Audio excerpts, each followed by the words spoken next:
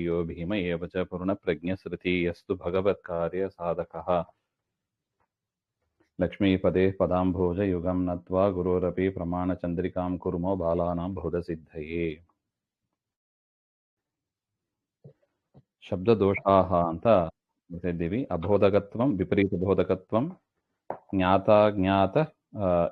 ಜ್ಞಾಪಕತ್ವಂ ಅಪ್ರಯೋಜನತ್ವಂ ಅನಭಿಮತ ಪ್ರಯೋಜನವತ್ವಂ ಅಶಕ್ಯ ಸಾಧನ ಪ್ರತಿಪಾದನಂ ಲಘೂಪಾಯೇ ಸತಿ ಗುರುಪಾಯ ಉಪದೇಶೇನ ಇತ್ಯಾದಯ ಶಬ್ದದೋಷಾಹ ಹಾಗೆ ಅಂತ ನೋಡಿದ್ದೀವಿ. ಮುಂದಿನದ್ದು ಅತ್ರ ಅಬೋಧಕತ್ವಂ ಚ ದ್ವೇಧ ಹಾಗೆ ಅಂತ. ಬೋಧಕತ್ವ ಹಾಗೆ ಅಂದ್ರೆ ಏನ್ ನೋಡಿದ್ದೀವಿ? ಜ್ಞಾನ ತಿಳಿಸ್ಕೊಡದೆ ಇರೋದಿಲ್ಲ. ವಾಕ್ಯಗಳು ಹೇಳಿದರೂ ಕೂಡ ಜ್ಞಾನ ಬರದೇ ಇರೋದು ಹಾಗೆಂತ. ಅದರಲ್ಲಿ ಎರಡು ವಿಭಾಗ ಮಾಡ್ತಾರೆ. ನಿರಭಿಧೇಯತ್ವ ಅನ್ವಯಾಭಾವೇನ ಚ ಇತಿ. ನಿರಭಿಧೇಯತ್ವ ಮತ್ತು ಅನ್ವಯಾಭಾವ ಅಂತ ಎರಡು. ತತ್ರ ಆದ್ಯಸ್ಯ ಉದಾಹರಣಂ. ನಿರಭಿಧೇಯತ್ವ ಅಂದ್ರೆ ಏನು ಹಾಗೆಂದ್ರೆ ಕಚಟತಪಾನಾಂ ಜಬಗಡತ್ವ ಅಂತ. ನೋಡಿ, ಏನಾರು ಅರ್ಥ ಆಗ್ತದ? ಕಚಟತಪಾನಾಂ ಜಬಗಡತ್ವ ಏನಾದ್ರು ಅರ್ಥ ಆಗ್ತದ ಇದರಲ್ಲಿ?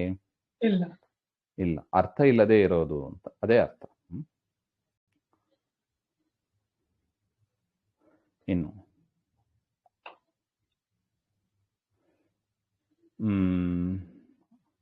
ಅನ್ವಯ ಅಭಾವೇನ. ಅನ್ವಯ ಇಲ್ಲ, ಅನ್ವಯ ಅಂದ್ರೆ ಸಂಬಂಧ ಅಂತ ಅರ್ಥ. ಒಂದಕ್ಕೊಂದು ಸಂಬಂಧ ಇಲ್ಲದೆ ಇರೋದು ಅಂತ. ದ್ವಿತೀಯಸ್ಯ ಉದಾಹರಣಂ ಗೌರಶ್ವಃ ಪುರುಷಃ ಹಸ್ತಿ ಹಾಗೆ. ನೋಡಿ, ಏನಾರು ಅರ್ಥ ಆಗ್ತದ ಇದು? ಎದ್ದಕ್ಕೆ ಒಂದೊಂದು ಪದಕ್ಕೂ ಅರ್ಥ ಇದೆ. ಗೌಹು ಅಂದ್ರೆ ಆಕಳು, ಅಶ್ವ ಅಂದ್ರೆ ಕುದುರೆ, ಪುರುಷಃ ಅಂದ್ರೆ ಮನುಷ್ಯ ಅಂತ ಅರ್ಥ, ಹಸ್ತಿ ಹಾಗೆಂದ್ರೆ ಆನೆ ಅಂತ ಅರ್ಥ.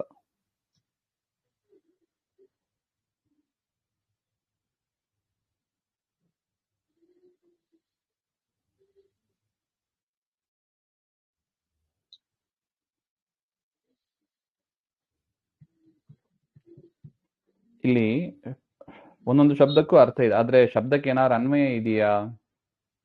ಶಬ್ದಕ್ಕೂ ಏನ್ ಸಂಬಂಧ ಅಂತ ಗೊತ್ತಾಗಲ್ಲ. ಅದನ್ನ ಏನು ಕರೀತಾರೆ? ಅನ್ವಯಾಭಾವ ಅಂತ ಕರೀತಾರೆ.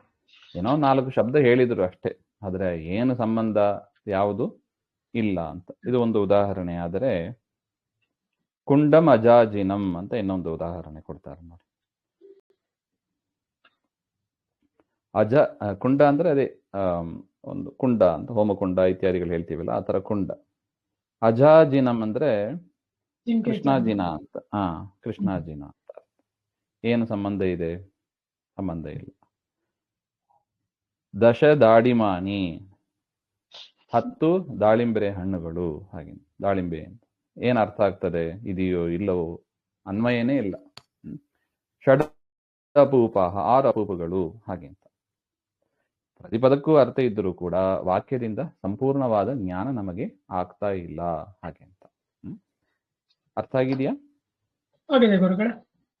ಸೊ ಈ ರೀತಿಯಾಗಿ ಅಬೋಧಕತ್ವಂ ಅಂದ್ರೆ 2 ವಿಧ, ನಿರಭಿಧೇಯತ್ವ, ಅನ್ವಯಾಭಾವ ಹಾಗೆ ಅಂತ 2. ಇನ್ನು ವಿಪರೀತ ಬೋಧಕತ್ವ. ವಿಪರೀತ ಬೋಧಕತ್ವ ಅಂದ್ರೆ ಏನು? ವಿಪರೀತವಾದ ಜ್ಞಾನ ಉಂಟಾಗೋದು ಹಾಗೆ ಅಂತ.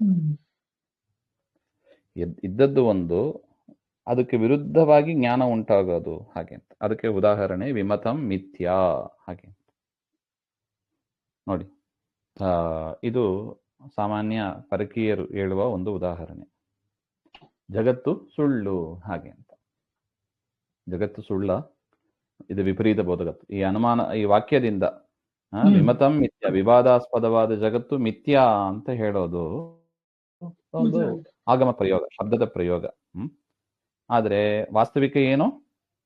ಜಗತ್ತು ಸತ್ಯ ಹಾಗೆ.